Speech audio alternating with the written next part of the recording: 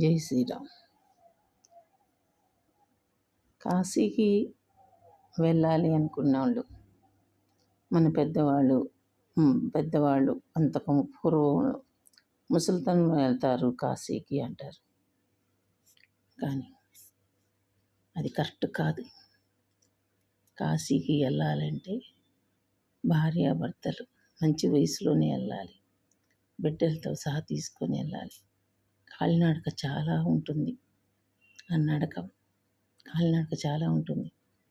మనం దేవుడి దర్శనం చేసుకోవటానికి కూడా నడవాలి. గంగ స్నానం చేయటానికి కూడా నడవాలి. కాశీకి వెళ్ళాలంటే ఓపిక ఉండగానే వెళ్ళండి.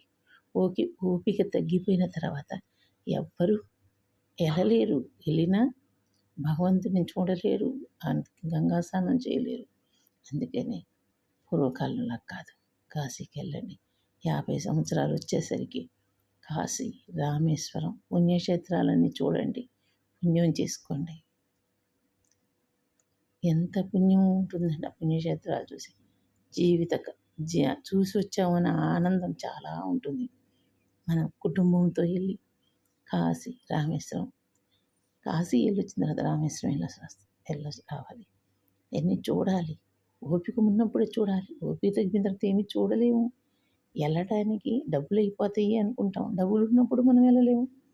డబ్బులు లేనప్పుడు మనకి ఎప్పుడైతే ఓపిక ఉంటుందో అప్పుడే వెళ్ళాలి. ఎలాగైనా వెళ్ళాలి. కాశీ వెళ్ళాలి.